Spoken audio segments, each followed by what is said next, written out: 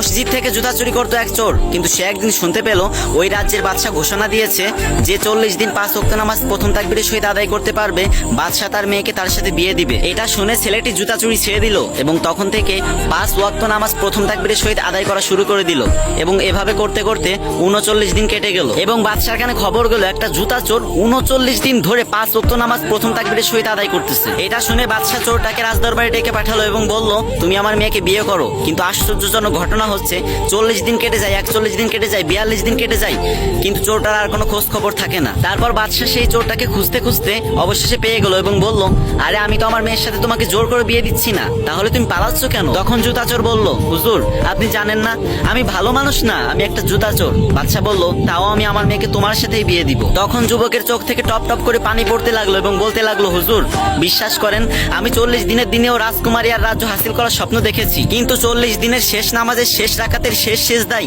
আমি জান্নাতের প্রশান্তি পেতে শুরু করলাম। আমার অন্তর প্রশান্তিতে ভরে গেছে, আমি জীবনের সব খুশি ভুলে গেলাম। হুজুর আমার চাই না, আমার রাজকুমারী চাই না, আমার রাজ্য চাই না, আমি শুধু নামাজের সেজদায় গিয়ে ওই জান্নাতের একটু প্রশান্তি পেতে চাই। এইসব কথা শুনে বাদশা নিজের চোখের পানি ধরে রাখতে পারলো না এবং বলল, এই রাজ্যের একমাত্র যোগ্য রাজা তুমি। পরবর্তীতে সেই জুতা চোরের সাথে বাদশার মেয়ের বিয়ে হলো। কি কেউ কি আমিন বলবেন না?